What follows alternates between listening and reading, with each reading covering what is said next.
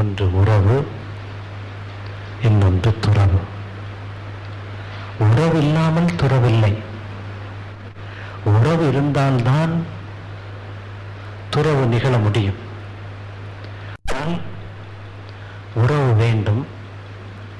உறவு எதற்கு, துறவு எதற்கு என்ற ஒரு தெளிவுக்கு வந்துவிட்டோமேயானால் உறவிலும் நாம் சிக்கிக் கொள்வதில்லை, துறவு என்று நாம் ஒதுங்கிக் கொள்வதும் இல்லை. இந்த உடல், உயிர், மனம் வாழ்ந்து கொண்டிருக்கும் இந்த பூமி, பூமியை சுமந்து கொண்டிருக்கும் சூரிய மண்டலம், சூரிய மண்டலத்தை சுமந்து கொண்டிருப்பது சுத்த வெளி. எங்காவது உறவில்லாமல் இருக்கிறதா?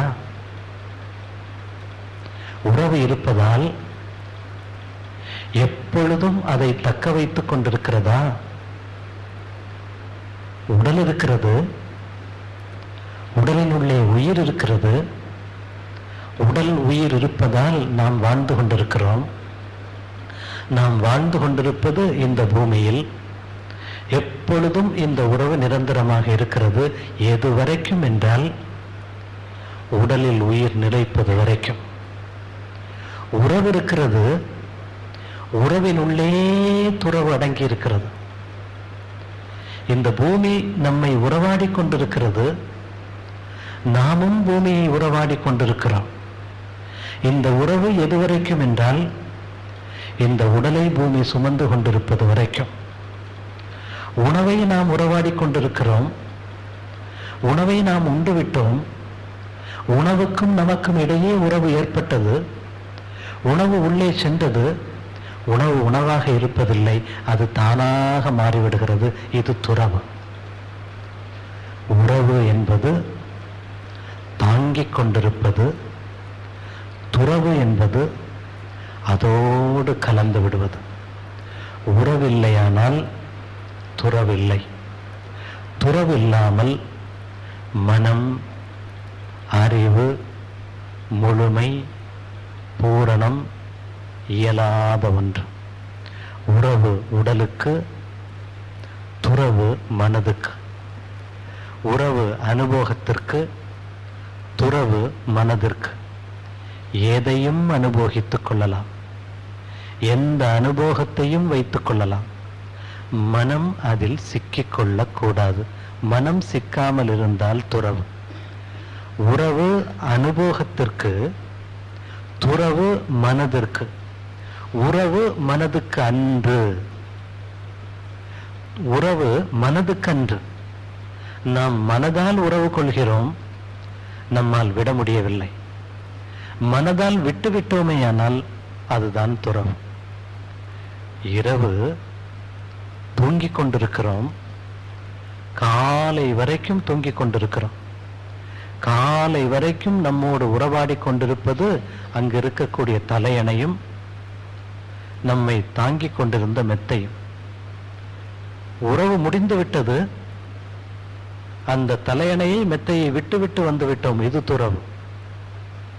உடலால் துறந்து விட்டோம், மனதாலும் துறக்க வேண்டும். மனம் நாடிக்கொண்டிருந்தால் அது உறவு, மனம் விட்டுவிட்டால் அது துறவு. துறவு என்பது மனதுக்கு மட்டுமே தான். உறவு என்பது உடலாலும் இருக்கும், புலன்களாலும் இருக்கும், பொருள்களாலும் இருக்கும், மனதாலும் இருக்கும். துறவு உடல் துறந்துவிடும்.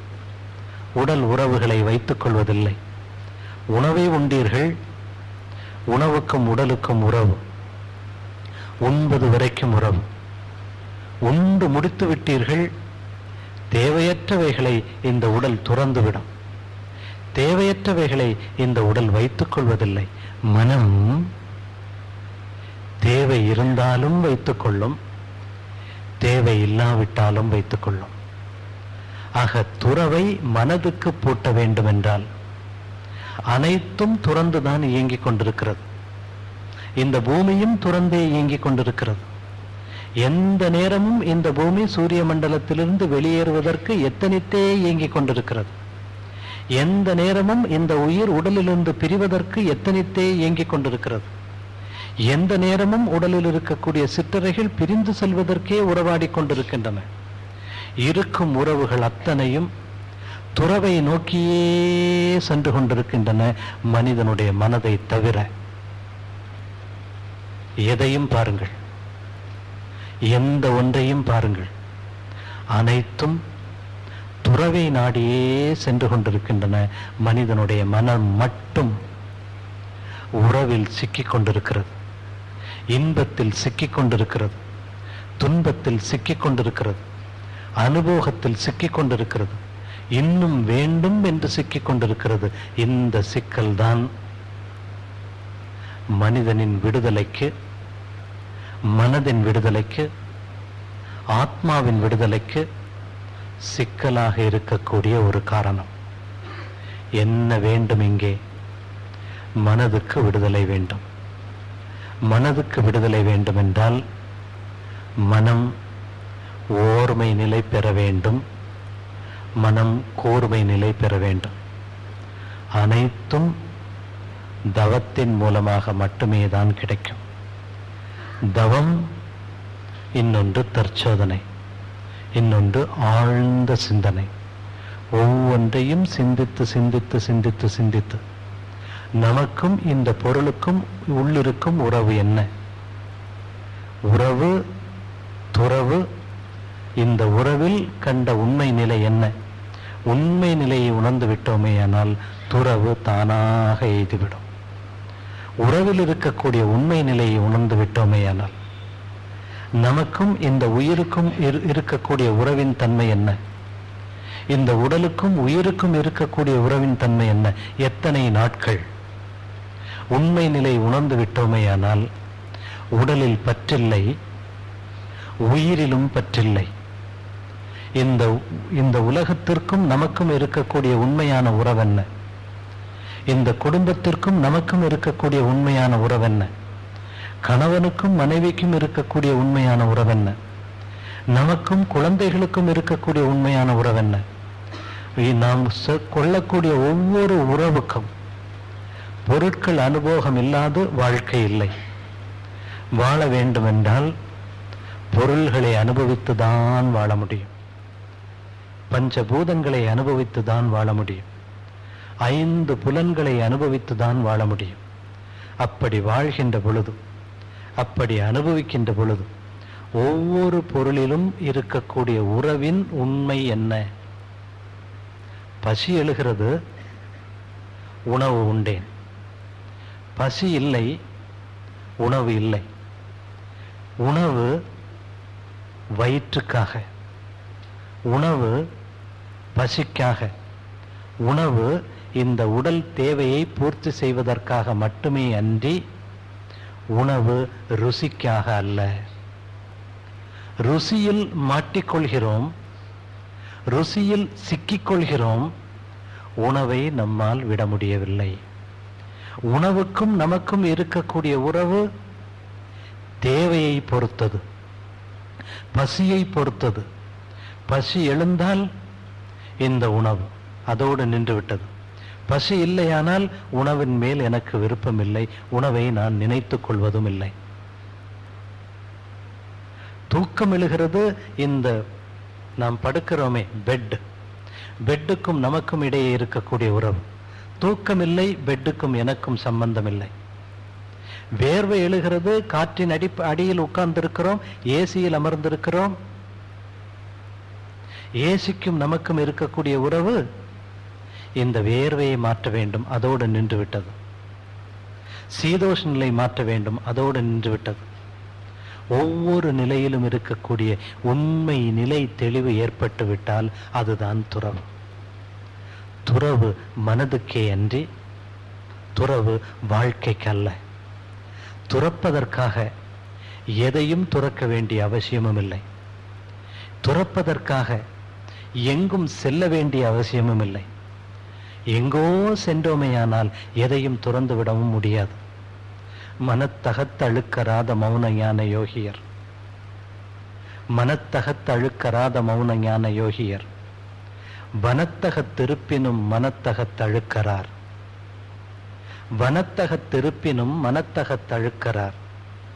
மனத்தகத்தழுக்கறுத்த மௌன ஞான யோகியர். முளைத்தட திருப்பினும் பிறப்பறுத்திருப்பரே. துறவு மனதுக்கே அன்றி இடத்துக்கோ வாழ்க்கைக்கோ அல்ல. துறவு நிலை மனம் பூண வேண்டும். துறவு நிலைக்கு மனம் எய்த வேண்டும்.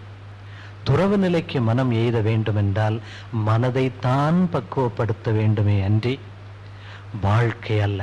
எதையும் அனுபவிக்கலாம், எந்த பொருளையும் அனுபவிக்கலாம், எந்த பொருளில் இருக்கக்கூடிய தன்மைகளையும் தெரிந்து கொள்ளலாம். மீண்டும் அது வேண்டும் என்று மனம் நாடக்கூடாது, மனம் நிற்கக்கூடாது. பசித்தால் உணவு.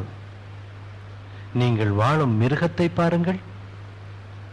காலையில் ஒரு கதை கூறினேனே, ஆடு கேட்கிறது சிங்கத்திடம், நீ யார் என்று. ஆடை உணவாக கொள்வது சிங்கம். சிங்கத்திடம் கேட்கிறது ஆடு, நீ யார் என்று. ஏன்?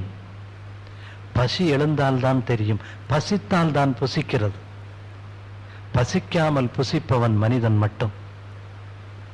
மனிதன் மட்டும் பசிக்காமல் புசிக்கிறான். இங்கேதான் உறவு, இங்கேதான் கடும் பற்று, இங்கேதான் பேராசை. பேராசை என்பது வேறொன்றுமில்லை. ஆசை எழுவது இயல்பு. இசைவே ஆசை. ஆசை என்பது வேறொன்றுமில்லை. இந்த ஆத்மா, உள் இயங்கிக் கொண்டிருக்கக்கூடிய ஆத்மா, நாம் பார்த்தோமே அன்பு சொரூபமாக இருக்கும் கருமையம். இந்த கருமையத்தின் அன்பு நிலை எப்பொழுதும் பேரானந்த அன்போடு கலந்து கொள்ள வேண்டும். அந்த நோக்கத்திற்காக பிறந்ததுதான் நம்முடைய உறவு, நம்முடைய ஆறாவது அறிவு, ஆறாவது அறிவின் உறவுகளும். இந்த அன்பில் இருக்கக்கூடிய காந்த அழுத்தம் பதிவின் அடிப்படையில் வெளிப்படுகின்ற பொழுது உடலின் தேவைகளை பூர்த்தி செய்வதற்காக வெளிப்படலாம், உள்ளத்தின் தேவைகளை பூர்த்தி செய்வதற்காக வெளிப்படலாம், உடலில் ஏற்பட்ட துன்பத்தை நீக்குவதற்காக வெளிப்படலாம், உள்ளத்தில் எழுந்த ஆர்வத்தை பூர்த்தி செய்வதற்காக, இறையார்வத்தை பூர்த்தி செய்வதற்காக, அன்பை பூர்த்தி செய்வதற்காக வெளிப்படலாம். அப்படி வெளிப்படும் பொழுது கருமையத்தில் எழுந்த ஒரு ஆற்றல், ஒரு உந்து சக்தி காந்த அலை மூலமாக மூளைக்கு வருகிறதே, இதுதான் ஆசை. ஆசை எல்லோரிடமும் இருக்கும். துன்பம் போக்கிக் கொண்டது, துன்பம் சென்றது. நல்ல வெயில், மதியம் 12 மணி, காற்றில்லை, உச்சி வெயில், நடந்து வருகிறீர்கள், தாகம், வியர்த்து கொட்டுகிறது. இப்பொழுது பார்க்கிறீர்கள் ஒரு வேப்ப மரம், அங்கு ஒரு நீர் வளம். இந்த வேப்ப மரம் நிழலில் வருகிறீர்கள், நீரை பார்க்கிறீர்கள், நீரை அருந்துகிறீர்கள், வேப்பமர நிழலில் சற்று அமர்ந்திருக்கிறீர்கள். நிகழ்ந்ததென்ன? சூரியனில் இருக்கக்கூடிய காந்த அழுத்தம் நம்முடைய உடலோடு உறவு கொண்ட பொழுது, இது உறவு. உள்ளிருக்கக்கூடிய காந்த சக்தி சூரியனின் வெப்பத்தை தாங்க முடியாமல் காந்த சக்தியில் ஏற்பட்ட வேறுபாடு, காந்த சக்தியில் ஏற்பட்ட முரண்பாடு, சிற்றறைகள் ஏற்பட்ட சிதைவுகள் துன்பத்தை கொடுத்தது உடலுக்கு, துன்பத்தை உணர்ந்தது மனம். நீர் மட்டத்தில் செல்கிறீர்கள், ஒரு நல்ல வேப்பம் காற்று, மென்மையான தென்றல் காற்று, நீரை அருந்துகிறீர்கள், தாகம் நின்றது, துன்பம் சென்றது. தாகம் நின்றதென்றால் துன்பம் சென்றது. அங்கிருக்கக்கூடிய காற்று உங்களின் மேலிருக்கக்கூடிய வெப்பத்தை தணித்தது. சிற்றறைகளில் வெளியேறி கொண்டிருந்த வெப்பநிலையை தணித்தது. ஜீவகாந்தத்தின் அபரிவிதமான சிதைவை குறைத்தது. இந்த சிதைவு குறைந்ததே அன்றி இன்பம் வரவில்லை, துன்பம் சென்றது. நாம் இன்பம் என்று மனம் மயங்கிவிட்டது. துன்பம் களைந்த இடத்தை நாம் இன்பம் என்று மயங்கி நிற்கிறோம். இந்த மயக்கம்தான் பேராசையின் அடிப்படை. ஆசை இயல்பு. நீர் அருந்த வேண்டும் என்ற எண்ணம் வருவது இயல்பு. சூரிய ஒளியிலிருந்து இந்த தகனத்திலிருந்து காப்பாற்றிக் கொள்ள வேண்டும் என்ற உந்துதல் வருவது இயல்பு. இந்த இயல்பாக இருக்கக்கூடிய உந்துதல் துன்பம் களைந்த இடத்தில் துன்பம் சென்றது, இன்பம் ஊட்டப்படவில்லை, துன்பம் மறைந்தது, நம் யதார்த்த நிலைக்கு திரும்பிக் கொண்டிருக்கிறோம், இன்பமாக உணர்ந்து கொண்டிருக்கிறோம். இங்கு மனம் மயங்கிவிட்டது. மீண்டும் இதே இடத்தில் அமர்வதற்காக மனம் எத்தனித்திருக்கிறது. இதுதான் பேராசை. ஆண் பெண் உறவு வயது வந்துவிட்டால் எந்த ஒரு வழியில் இந்த வித்து சக்தி வெளியேறி ஒரு பழக்கத்தை ஏற்படுத்தி இருக்கிறதோ அதே உந்து சக்தியை மனதில் ஊட்டுவித்துக் கொண்டிருக்கும், மனதில் உறுத்தி கொண்டிருக்கும். அந்த உறுத்தல் உள்ளிருக்கக்கூடிய வேகம் வெளியேறுவதற்கான ஒரு உறுத்தல். உறவு ஏற்படுகிறது, வெளியேற்றம் நிகழ்ந்து விட்டது, துன்பம் சென்றது, துன்பம் சென்றது, துன்பம் கழிந்தது. இருவருடைய உடலும் இருவருடைய உயிரும் கலந்தது. துன்பம் சென்றது, அங்கு இன்பம் என்று மயங்கி நிற்கிறோமே, இதுதான் மயக்கம். பசி எழுந்தது, உணவை உண்டோம், பசித்து உண்டோமேயானால் ஒப்பில்லாவிட்டாலும் அந்த குழம்பு ருசியாக இருக்கும். பசி என்ன இருக்கிறது என்பது தெரியவில்லை. பசி போகிவிட்டது என்று வைத்துக் கொள்ளுங்கள், அதன் பிறகுதான் தெரியும் சாம்பாரில் உப்பு போடவில்லை என்று. துன்பம் சென்றது, இன்பம் என்று மயங்கி நின்று விட்டோம். மயங்கியது மனம்,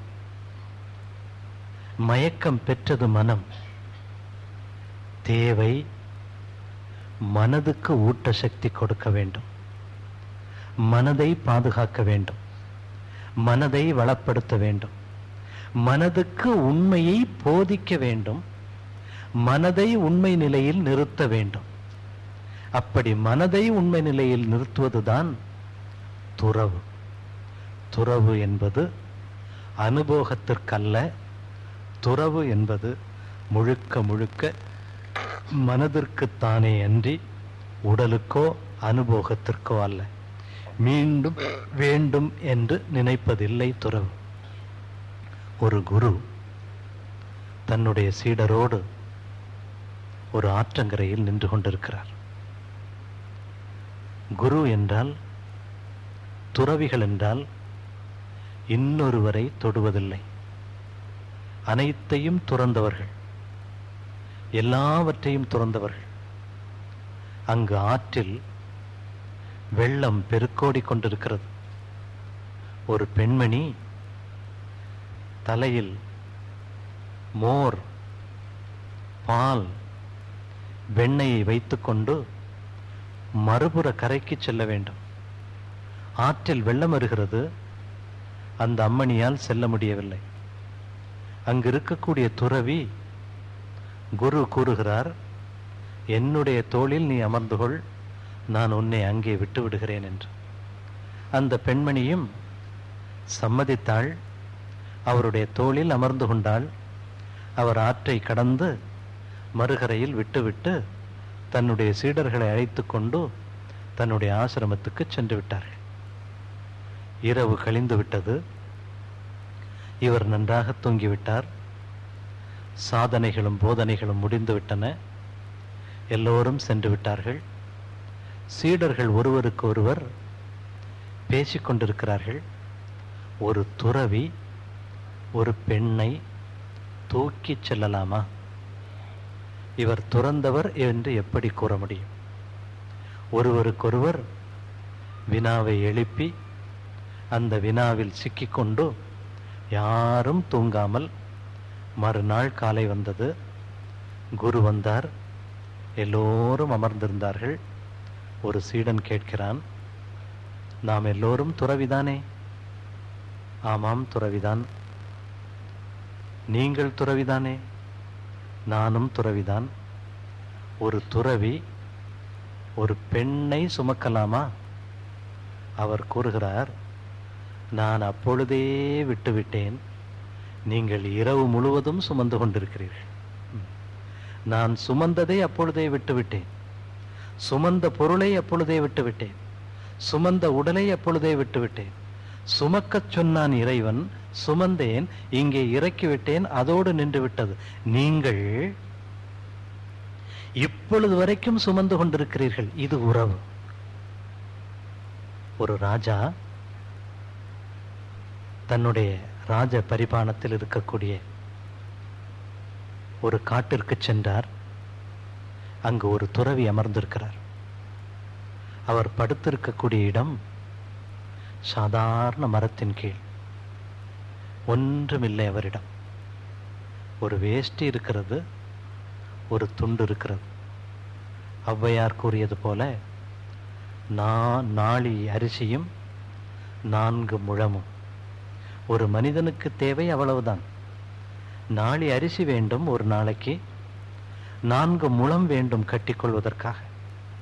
இந்த 2ம் தான் இருந்தது. அரசர் சென்றார். வேட்டையாடிவிட்டு களைப்பு தீர்வதற்காக ஒரு மரத்திற்கு வந்தார். அங்கு ஒரு துறவி இருப்பதை பார்த்தார். அவரிடம் பேச்சு கொடுத்தார். நீங்கள் என்னுடைய ராஜ்யத்தில் இருக்கிறீர்கள், எப்பொழுது இங்கு வந்தீர்கள்? உங்களை பற்றி நான் தெரிந்து கொள்ளவில்லையே என்று கேட்க கேட்க கேட்க கேட்க அவரும் ஒவ்வொன்றாக சொல்ல சொல்ல சொல்ல சொல்ல அவர் முழுமையான துறவி என்பதை அரசர் ஏற்றுக்கொண்டார். ஒரு துறவி துன்பப்பட்டு கொண்டிருப்பதை தன்னால் தாங்க முடியவில்லை. ஆகவே நீங்கள் என்னோடு அரச சபைக்கு வர வேண்டும் என்று கேட்டுக்கொண்டார். துறவியும் துறவிதானே, எதையும் துறந்தவர் தானே. காடும் ஒன்றுதான் அவருக்கு, நாடும் ஒன்றுதான். ஒரு பெண்மணி மாலை பேசிக்கொண்டிருக்கும் பொழுது கூறினார்கள், ஆழியார் சென்றேன் அமைதியாக இருந்தது, சென்னை சென்றேன் அமைதி இழந்து விட்டது. அமைதி ஆழியாரிலும் இல்லை, சென்னையிலும் இல்லை, உங்களிடம் இருக்கிறது. அமைதிக்கு இடமில்லை. அமைதி மனதை சார்ந்தது. ஆழியாறு அமைதியை கொடுப்பதற்கு ஒரு உபகரணமாக இருக்கலாம், ஒரு ஒத்தாசையாக இருக்கலாம், ஒரு கருவியாக இருக்கலாம். கன்னியாகுமரி அமைதியை கொடுப்பதற்கு ஒரு காரணமாக இருக்கலாம். அமைதி உங்களிடம் இருக்கிறது. எந்த ஒன்றும் உங்களுடைய அமைதியை கெடுக்க முடியாது. நீங்கள் அமைதி நிலைக்கு வந்து விட்டீர்கள் என்றால். துறவி அனைத்தையும் துறந்தவர். எம்மதமும் சம்மதம், யாதும் ஊரே யாவரும் கேளீர். எங்கும் செல்வதற்கு தயார். அரசன் அழைத்தான், அவரும் சென்றார். அங்கே சென்றார்கள். அரண்மனைக்கு அழைத்து சென்றார். இப்போ இவர் அங்கே தூங்கிக் கொண்டிருப்பதற்கு சிரமப்பட்டாரே. அரசர் கொடுக்கிறார் ஒரு கட்டில், ஒரு தனி அறை. அங்கு ஒரு கட்டில் கொடுத்தார் அவருக்கு. கட்டில் தங்க கட்டில், அழகான மெத்தை, தலை வைப்பதற்கு கால் வைப்பதற்கு நல்ல அருமையான தலையணை, வீசுவதற்கு அந்த பஞ்சனையில் வீசுவதற்கு அங்கே 2 பணியாட்கள், நல்ல காற்றோட்டமான ஒரு அறை கொடுத்தார். துறவிக்கு என்ன, அவர் படுத்தார், தூங்கிவிட்டார். காலை எழுந்தார். உணவு பரிமாறப்பட்டது. ராஜ பரிபாலனம், தங்கத்தட்டு, அறுசுவை உண்டி, நல்ல ஒரு உணவு, ருசித்து உண்டார். மீண்டும் தன்னுடைய அறைக்கு வந்தார், அமர்ந்தார், தியானம் செய்தார், தூங்கினார். இந்த ராஜ அரண்மனையில் வாழ்ந்து கொண்டிருந்தார். 1 நாள் கழிந்தது, 2 நாள் கழிந்தது, 1 வாரம் கழிந்தது. அரசருக்கு ஐயம் எழத் தொடங்கியது. என்ன ஐயம்? இவர் துறவி. துறவியாக இருப்பவர் தங்க கட்டிலில் தூங்கலாமா? துறவியாக இருப்பவர் தங்க தட்டில் சாப்பிடலாமா? துறவியாக இருப்பவர் அறுசுவை உணவை ருசித்து உண்ணலாமா? தான் கொடுத்த பட்டு புடவைகள் அத்தனையும் அணிந்து கொண்டாரே, அவர் உடுத்திருந்த அந்த 4 முளை கிழிந்த வேட்டியை அங்கே போட்டிருக்கிறார். ஒரு உண்மையான துறவி இவை அத்தனையும் துறக்க வேண்டுமே. ஐயம் எழ ஒரு நாள் கழிந்தது, ஒரு வாரம் கழிந்தது. ஒரு வாரம் கழிந்த பிறகு அரசனுக்கு எழுந்த ஐயம் மீண்டும் மீண்டும் அதிகரித்து அதிகரித்து அவரிடமே கேட்டு விடுவோம் என்று அவரிடம் சென்றார். அவரிடம் கேட்டார், ஐயா, எனக்கு ஒரு ஐயம் எழுகிறது. என்ன ஐயம் கேளுங்கள். நீங்கள் உண்மையிலேயே துறவிதானே? இதில் என்ன ஐயம் இருக்கிறது? நான் உண்மையிலேயே துறந்துதான் இருக்கிறேன். நீங்கள் துறந்திருந்தால் ஏன் தங்கக்கட்டிலில் படுக்க வேண்டும்? நான் தங்கக்கட்டிலில் படுக்கவில்லை. தங்கக்கட்டில் இந்த ஒரு வாரம் உன் மூலமாக எனக்கு கொடுக்கப்பட்டது. ஆகவே நான் படுத்திருக்கிறேன். இந்த க்ஷணம் இங்கிருந்து செல்ல வேண்டும் என்றால் இதை துறந்துவிட்டு நான் செல்ல தயார். இந்த தங்கத்தட்டில் ஒரு வாரம் உண்ண வேண்டும் என்று நான் கொடுக்கப்பட்டிருக்கிறது. கொடுக்கப்பட்டதை நான் உண்டேன். இந்த தங்கத்தட்டு எனக்கு நிரந்தரமில்லை. எப்பொழுதும் நான் செல்ல தயார். இப்பொழுதே நான் சென்று விடுகிறேன். இதோ உன்னுடைய பட்டாடை, இதோ உன்னுடைய அலுவலகம், இதோ உன்னுடைய கட்டில், இதோ உன்னுடைய அரண்மனை. நான் செல்ல தயார்.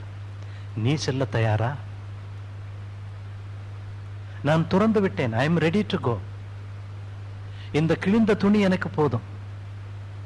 உண்ணாவிட்டாலும் நான் வாழ்வேன், உண்டாலும் வாழ்வேன். இந்த கட்டிலும் என்னால் தூங்க முடியும், காட்டிலும் என்னால் தூங்க முடியும். தூங்காத இடம் இருந்தால் கூட என்னால் தூங்க முடியும். உன்னால் தூங்க முடியாது. உறவு மனதால் கொண்டால், மனதால் கொண்டால் அந்த உறவிலிருந்து நாம் வெளிப்பட முடியாது.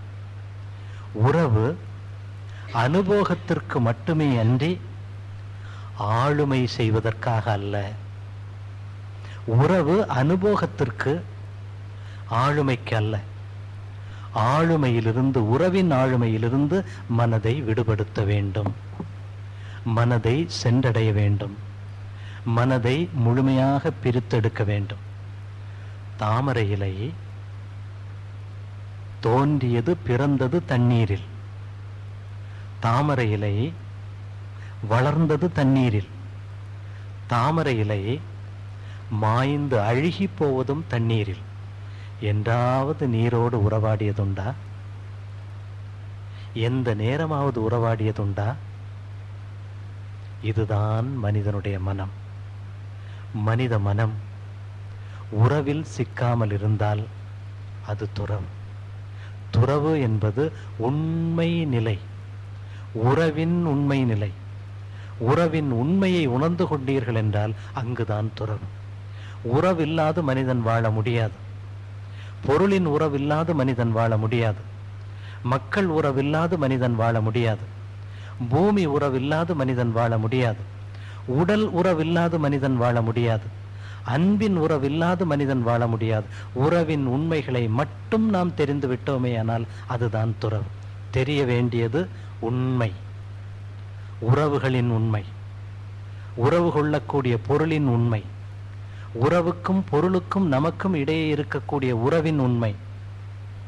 இந்த உண்மையை மட்டும் தெரிந்து விட்டோமே ஆனால் நாம் எல்லோரும் துறவிகள்தான். உண்மையில் நாம் எல்லோரும் துறவிகள்தான். எந்த ஒன்றையும் நமக்கென்று நாம் வைத்துக் கொள்வதில்லை. இந்த சட்டையை எடுத்துக்கொள்ளுங்கள், இது அழுக்காகிவிட்டால் நாம் துறந்து விடுகிறோம்.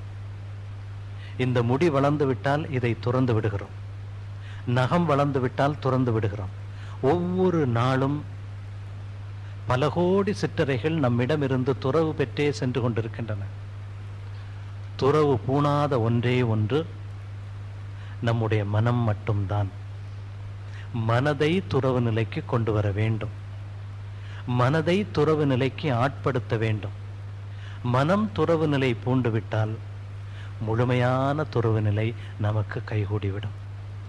துறவு நிலை அனுபவத்துக்கு அன்று, வாழ்க்கைக்கு அன்று, மனதுக்கு மட்டுமே தான் என்ற ஒரு பேருண்மையை உணர்ந்து கொண்டு, ஒவ்வொரு உறவிலும் இருக்கக்கூடிய உண்மைகளை தெரிந்து கொண்டு, அந்த உறவுக்கும் பொருளுக்கும் நமக்கும் இடையே இருக்கக்கூடிய உறவு என்ன, அதோடு அதை விட்டு விட்டோமேயானால் அங்குதான் துறவு ஏற்படுகிறது.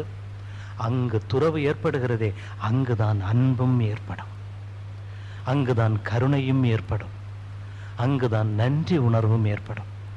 குழந்தைக்கும் நமக்கும் இருக்கக்கூடிய உறவு, குழந்தை நமக்கு தாய்மையை கொடுத்தது.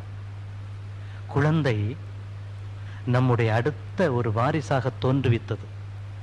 குழந்தை நம்மை சுமந்து கொண்டிருக்கிறது. குழந்தைக்கும் நமக்கும் இருக்கக்கூடிய உறவின் உண்மையை உணர்ந்து விட்டோமேயானால் அன்பு மட்டுமே தான் வெளிப்படும், நன்றி உணர்வும் வெளிப்படும். தாய் குழந்தைக்கு நன்றி கடன் பட்டிருக்கிறோம், குழந்தை பெற்றோருக்கு நன்றி கடன் பட்டிருக்கிறது. ஒவ்வொன்றும் இந்த நேரடியான நன்றியும் மறைமுகமாக நன்றியோடு பின்னப்பட்டுதான் இந்த பிரபஞ்சமே இயங்கிக் கொண்டிருக்கிறது. பிரபஞ்சம் முழுமையும் ஒரு அன்பின் பிணைப்பில் தான் இயங்கிக் கொண்டிருக்கிறது. ஒன்றை ஒன்று சார்ந்திருக்கிறதே அது அன்பு. ஒவ்வொரு கோள்களும் எந்த தீட்சண்யம் மாறாது இயங்கிக் கொண்டிருக்கிறதே, எந்த ஒரு நேர்த்தி மாறாது இயங்கிக் கொண்டிருக்கிறதே அது அன்பு. இந்த அன்பு நிலை கைகூட வேண்டும் என்றால் நம்மை பார்த்து கொள்ளுங்கள், இந்த பூமியை பாருங்கள், நம்முடைய வாழ்க்கையை பாருங்கள். இவை அத்தனையும் ஒரு அன்பின் நேர்த்தியில் தான் நிகழ்ந்து கொண்டிருக்கிறது. அன்பு கைகூடிவிட்டால் துறவும் கைகூடிவிடும். துறவு கைகூடிவிட்டால் அன்பின் வலையில் தான் நாம் வாழ முடியும். துறவு மனதுக்கே அன்றி, துறவு வாழ்க்கை அனுபவத்திற்கு அல்ல. துறவு வேண்டுமென்றால் மனதை விடுபடுத்திக் கொள்ள வேண்டும். அனுபவங்களிலிருந்து நன்றாக அனுபவியுங்கள், முழுமையாக அனுபவியுங்கள். முழுமையாக அனுபவித்து விட்டு அதோடு விட்டு விடுங்கள். எதையும் முழுமையாக அனுபவியுங்கள். முழுமையாக அனுபவித்து விட்டால் மனமும் துறந்துவிடும்.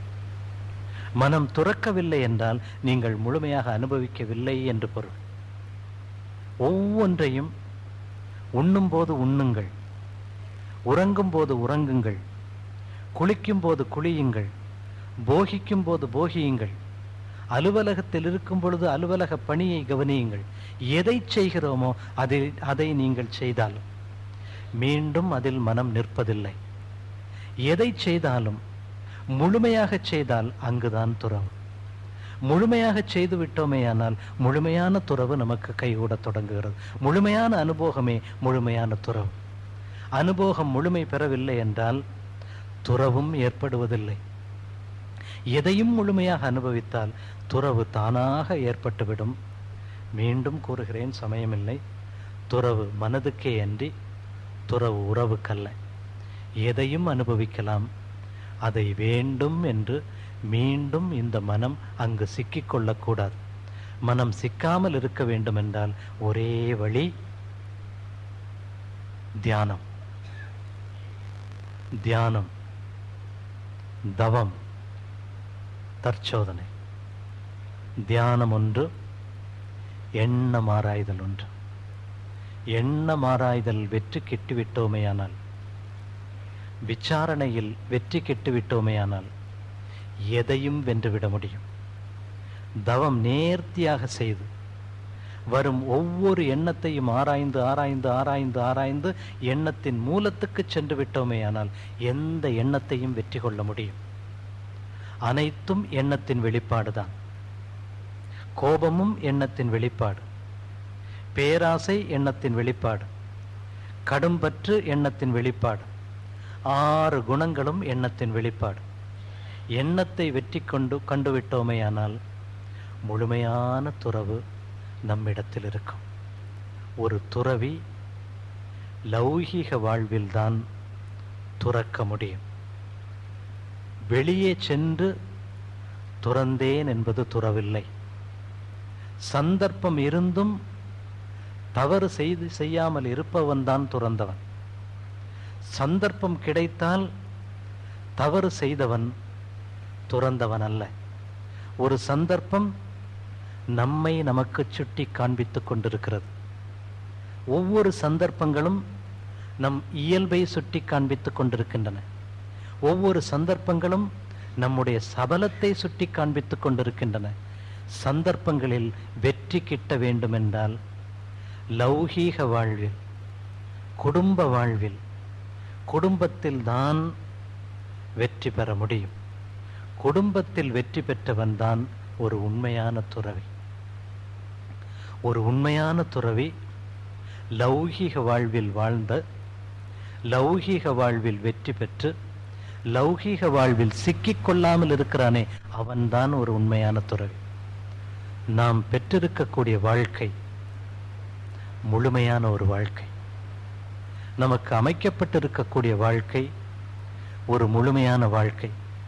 இந்த வாழ்வில் வெற்றி பெற்று இந்த வாழ்வை துறந்து அதே வாழ்வினுள் வாழ்கிறோமே, எப்படி தாமரை இலை தண்ணீரில் வாழ்ந்து கொண்டிருக்கிறதோ அதே போன்று அதே இல்லத்தில், அதே குடும்பத்தில், அதே பாசமுள்ள குடும்பத்தில் அன்பை மட்டும் வெளிப்படுத்திக் கொண்டு, பாசம் வேஷம், பாசம் என்பது ஒரு வேஷம், பாசம் என்பது பற்றை சார்ந்தது, பாசம் என்பது வேண்டுதலை சார்ந்தது, பாசம் என்பது பொருளை சார்ந்தது, பாசம் என்பது புலனை சார்ந்தது, பாசம் என்பது கடும் பற்றை சார்ந்தது.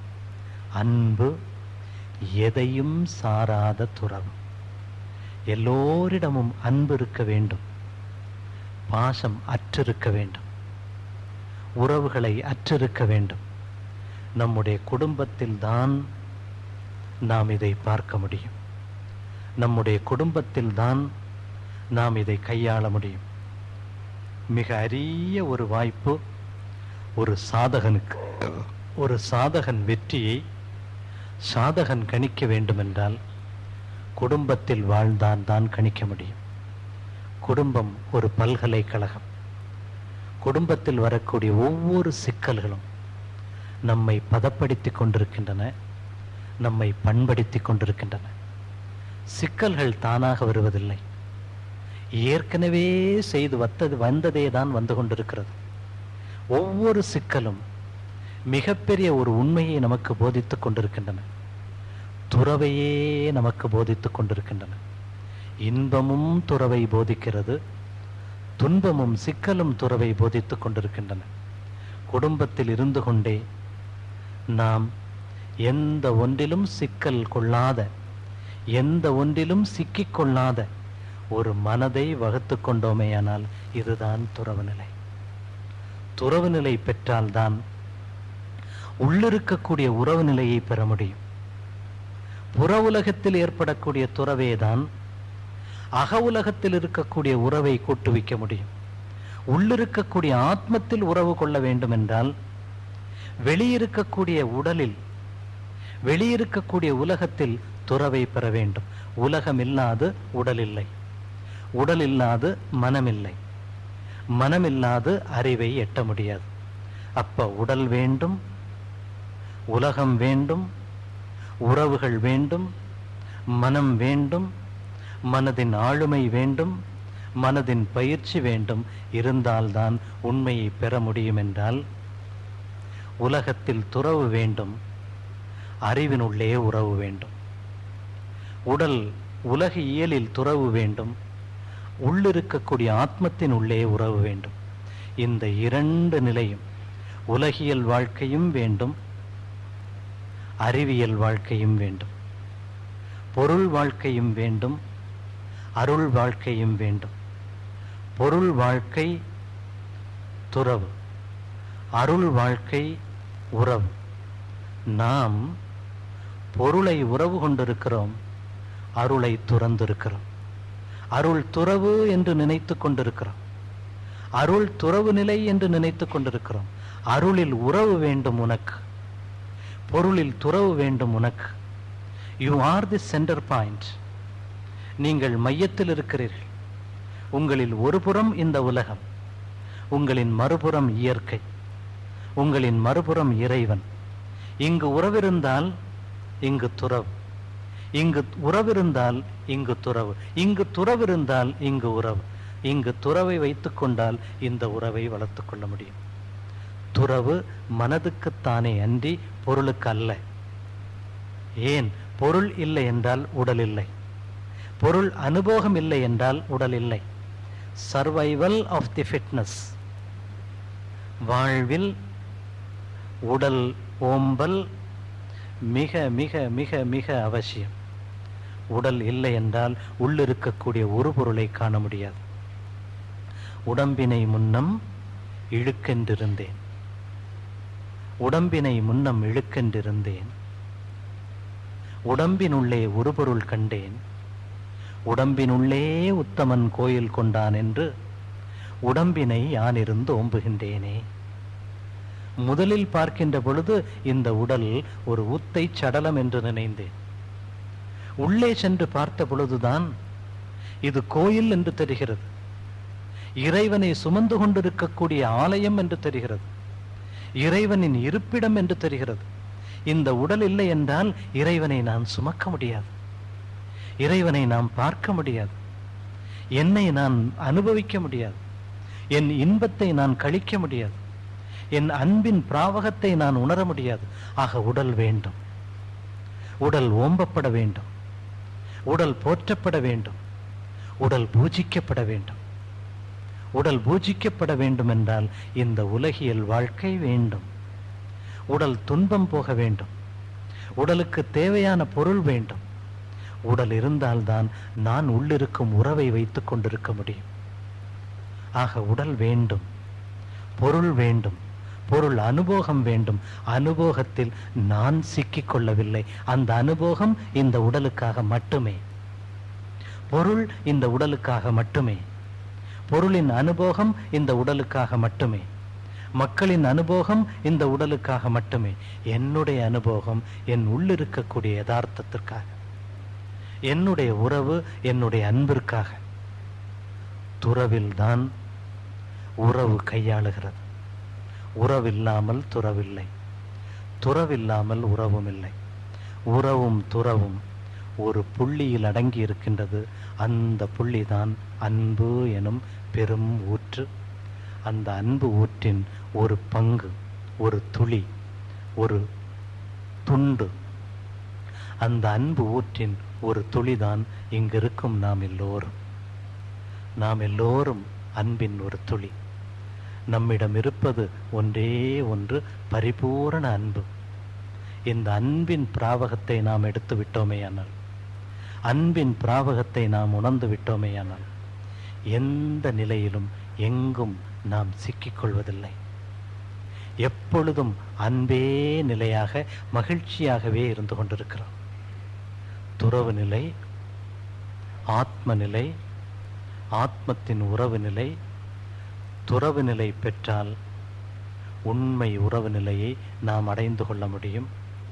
அப்படி என்றால் துறவு மனதுக்கு வேண்டும், மனதுக்கு பயிற்சி வேண்டும். மனதை, நடுமனதை தாண்டி கொண்டு வருவதற்கான விடாத முயற்சி வேண்டும். பயிற்சி செய்யுங்கள், முயற்சி செய்யுங்கள், தவம் செய்யுங்கள், தற்சோதனை செய்யுங்கள்.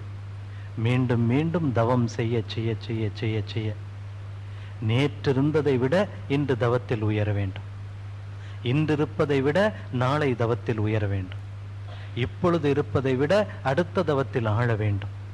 ஒவ்வொரு நேரமும் தவநிலையில் பெருகி வர வர வர வர வர இந்த தவநிலையில் பெருகி இருந்த மகான்களின் ஆற்றலும் நமக்கு உதவியாக இருந்து கொண்டிருக்கிறது, நமக்கு உதவியாக இருந்து கொண்டிருக்கிறது. இதுவரைக்கும் செய்த ஞானிகளின் தவ ஆற்றல், இதுவரைக்கும் செய்த சித்தர்களின் தவ ஆற்றல், இப்பொழுது வாழ்ந்து கொண்டிருக்கக்கூடிய குருமார்களின் தவ ஆற்றலும் இந்த பேரியக்க களம் முழுமையும் இருந்து கொண்டிருக்கிறது. நாம் நம்முடைய தவத்தில் ஆழ்ந்து செல்ல செல்ல செல்ல, மன அலை நீளத்தை குறைத்து செல்ல செல்ல செல்ல, மனம் பக்குவப்பட்டு வர வர வர வர, மனம் விடுதலை பெற்று வர வர வர அவர்களின் ஆற்றலும் நமக்கு உதவி செய்து துறவு நிலை தானாக வந்துவிடும். நீங்கள் நினைக்கலாம், துறந்து விட்டால் எப்படி வாழ முடியும் என்று. துறந்து விட்டால்தான் நீங்கள் வாழ்க்கையே அனுபவிக்க முடியும். உறவு கொண்டிருப்பதால் எந்த ஒன்றையும் உங்களால் முழுமையாக அனுபவிக்க முடியவில்லை. துறவே முழுமையான அனுபவத்தை கொடுக்கிறது. நீங்கள் இன்னும் வாழவில்லை, இன்னும் வாழத் தொடங்கவில்லை, இன்னும் உண்ணவில்லை, இன்னும் உறங்கவில்லை, இன்னும் போகிக்கவில்லை. முழுமையான உணவு, முழுமையான உண்ணல், முழுமையான தூக்கம், அதுதான் துறவு. துறவு நிலை எய்தினால்தான் அனைத்தையும் முழுமையாக அனுபவிக்க முடியும். ஏன்? அதை அனுபவித்துவிட்டு மீண்டும் வந்து விடுகிறோம். நீங்கள் ஒரு உதாரணத்தை எடுத்துக்கொள்ளுங்கள். சிங்கப்பூர் செல்கிறீர்கள், சிங்கப்பூர் சென்று விட்டீர்கள், சிங்கப்பூரிலிருந்து மீண்டும் வர வேண்டும். என்ன செய்கிறீர்கள்? சிங்கப்பூரில் இருக்கக்கூடிய அத்தனை இடத்தையும் பார்த்து விடுகிறீர்களே. ஏன்? நாம் சிங்கப்பூரை துறக்கப் போகிறோம். மீண்டும் சிங்கப்பூருக்கு வர முடியாது, வர இயலாது. முழுமையாக பார்த்து விட்டீர்கள், துறந்து விடுகிறீர்கள். மனம் ஒவ்வொரு அனுபவத்தையும் துறக்க வேண்டும். அனுபவிக்கக்கூடிய நேரத்தில் மனம் முழுமையாக அதை அனுபவித்து விட்டால் முழுமையாக துறந்துவிடும். அனுபவிக்கக்கூடிய நேரத்தில் முழுமையாக அனுபவிக்கவில்லையானால், மனம் முழுமையாக அங்கு நிற்கவில்லையானால் மனதால் துறக்க முடியாது. துறவு மனதுக்கே அன்றி உறவுக்கல்ல. மனம் துறவு நிலை பூண வேண்டும் என்றால் உறவின் உண்மைகளை நீங்கள் தெரிந்து கொள்ள வேண்டும். உறவின் உண்மை நிலை தெளிவே துறவு. இது மகரிஷியினுடைய வார்த்தை. உறவின் உண்மை நிலை தெளிவே துறவு. துறவு என்பது வேறொன்றுமில்லை. Come to the reality, accept the reality, take the reality, stand in the reality. Renunciation, detachment only for the mind, not for the experience, not for the body, not for anything, any object, any material, any manly. துறவு மனம் பூண வேண்டும். மனதுக்கு ஆக்க சக்தி வேண்டும், மனதுக்கு ஊக்க சக்தி வேண்டும். ஆக்கத்தையும் ஊக்கத்தையும் கொடுப்பது தியானமும் தவமும் தற்சோதனையும் ஆழ்ந்த சிந்தனையும். உறவு கொள்ளும் பொழுதே மனம் நிலைத்து விட்டால், இப்போ உண்ணப் போகிறோம். உணவுக்கும் உங்களுக்கும் இடையே இருக்கக்கூடிய உறவை பாருங்கள். இந்த உணவு எதற்காக? இந்த உணவு யாருக்காக? இந்த உணவு என்னை என்ன செய்ய போகிறது? இந்த உணவால் எனக்கு இருக்கக்கூடிய உறவு என்ன? இந்த உணவால் எனக்கு கிடைக்கக்கூடிய நன்மை என்ன? அதை மட்டும் பாருங்கள். ருசியை நீங்கள் பேணுவதில்லை, ருசியை நீங்கள் நாடுவதில்லை, ருசியை நீங்கள் நிற்பதில்லை.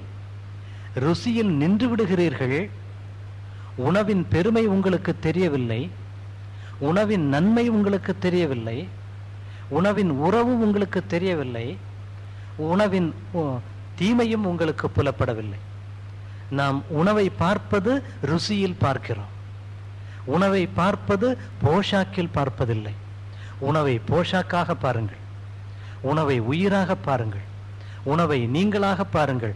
உங்களுக்கும் உணவுக்கும் இடையே இருக்கக்கூடிய உறவின் உண்மை நிலை தெரிந்துவிட்டால் துறவு தானாக எழுந்துவிடும். மீண்டும் இந்த உணவை உங்கள் நாக்கு தேடுவதில்லை.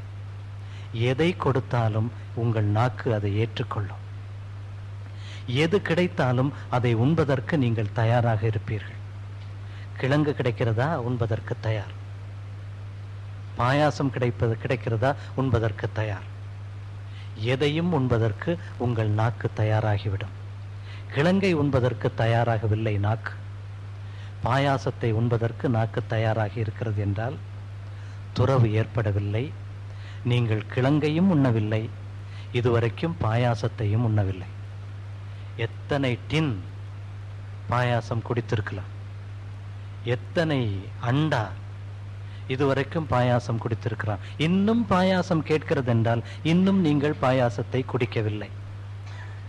ஒரு முறை பாயாசத்தை பாயாசமாக பருகி பாருங்கள், மீண்டும் உங்கள் மனம் அந்த பாயாசத்தில் நிற்கவில்லை, நிற்காது. துறவு உண்மை நிலையில்தான் துறவு கொள்கிறது. பொய் நிலையில் துறவு கொள்ள முடியாது, துறவு கொள்ள இயலாது. முழுமை வரும் பொழுதுதான் துறவும் ஏற்படும். எங்கே துறவு ஏற்படும்? பழம் பழுத்து விட்டது, ஒரு மாங்காய், ஒரு பிஞ்சு காம்பையே கவ்விக்கொண்டிருக்கும். மாங்காய் வருவது வரை கவ்விக்கொண்டிருக்கும், பழுப்பது வரை கவ்விக்கொண்டிருக்கும். பழுத்து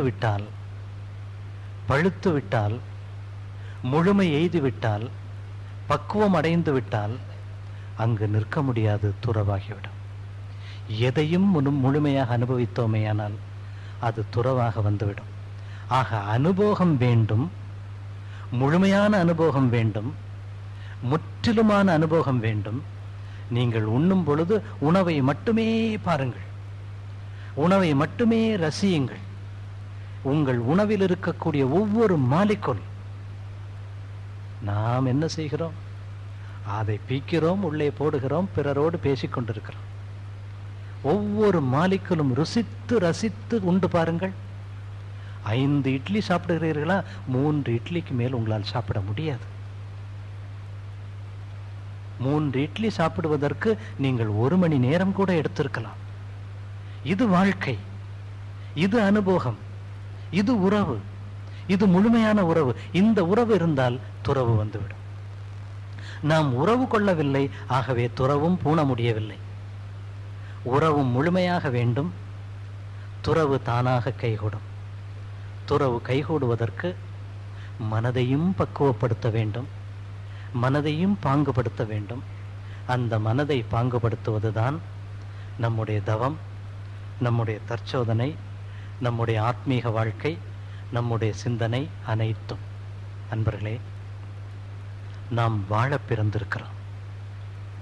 சகோதர சகோதரிகளே, நாம் எல்லோரும் இந்த பூமியில் முழுமையாக இன்பமாக ஆனந்தமாக மகிழ்ச்சியாக வாழ்வதற்காக பிறந்திருக்கிறோம். ஒவ்வொரு க்ஷணமும் நாம் வாழ வேண்டும், ஒவ்வொரு க்ஷணமும் நாம் முழுமையாக வாழ வேண்டும். ஒவ்வொரு க்ஷணமும் எதை நீங்கள் அனுபவிக்கிறீர்களோ அதை முழுமையாக அனுபவித்தால்தான் அடுத்த க்ஷணம் உங்களால் முழுமையாக அனுபவிக்க முடியும். இந்த க்ஷணம் நீங்கள் முழுமையாக என்னுடைய வார்த்தைகளை கேட்டிருந்தால் அடுத்த க்ஷணம் உங்களுக்கு முழுமையாக இருக்கும். இந்த க்ஷணம் நீங்கள் முழுமை பெறவில்லை என்றால் இந்த க்ஷணத்தை நாடி அடுத்த க்ஷணம் சென்று கொண்டிருக்கும். ஒவ்வொரு க்ஷணமும், ஒவ்வொரு நிமிடமும், ஒவ்வொரு நொடியும் நம்முடைய வாழ்க்கைக்காக ஒரு முறை பிறந்திருக்கிறோம். The visit to the globe is a single visit. ஒரே ஒரு முறை வந்திருக்கிறோம். மீண்டும் இதே உடல் எடுத்து இந்த பூமியில் நாம் வரப்போவதில்லை. வரப்போகிறோம், ஆனால் இதே உடலில் வரப்போவதில்லை. இந்த வாழ்க்கையை முழுமையாக அனுபவிக்க வேண்டும். ஒவ்வொரு க்ஷணமும் அனுபவிக்க வேண்டும், ஒவ்வொரு க்ஷணமும் அனுபவிக்க வேண்டும், ஒவ்வொரு க்ஷணமும் துறந்து நிற்க வேண்டும். எந்த க்ஷணமும் இந்த பூமியிலிருந்து செல்வதற்கு தயாராக இருக்க வேண்டும். And you should be ready to leave. And we should be ready to leave the world at any moment. இதுதான் வாழ்க்கை. எந்த க்ஷணமும் செல்வதற்கு தயாராக இருக்கிறோமா? இந்த க்ஷணம் செல்வதற்கு தயாராக இருக்கிறோமா? நாம் வாழ்ந்து கொண்டிருக்கிறேன். இந்த க்ஷணம் செல்வதற்கு நான் தயாராகவில்லையா? நான் இன்னும் வாழ்ந்து முடிக்கவில்லை. வாழ்ந்து முடித்தவன் தான் செல்வதற்கு தயாராகி கொண்டிருக்கிறான். செல்வதற்கு ஒவ்வொரு க்ஷணமும் தயாராகி கொண்டிருக்கிறான். எந்த க்ஷணமும் தயார். எந்த க்ஷணம் நாம் செல்ல போகிறோம் என்பது நமக்கு தெரியாது. எந்த க்ஷணம் இந்த பூமியிலிருந்து நாம் விலகப் போகிறோம் என்பது தெரியாது. எந்த க்ஷணம் இந்த உடலிலிருந்து நாம் துறவு போன போகிறோம் என்பது தெரியாது. எந்த க்ஷணம் நிகழ்ந்தாலும் அந்த துறவு நிரந்தரமான துறவாக இருக்க வேண்டும். அந்த மரணம் நிரந்தரமான மரணமாக இருக்க வேண்டும். அந்த death, the death should be a permanent death and the death should not be a temporary death. Temporary death என்றால் மீண்டும் வருவோம், நிரந்தர மரணம் என்றால் மீண்டும் வருவதில்லை. அன்பர்களே, வாழ பிறந்திருக்கிறோம். ஒவ்வொரு க்ஷணமும் வாருங்கள்.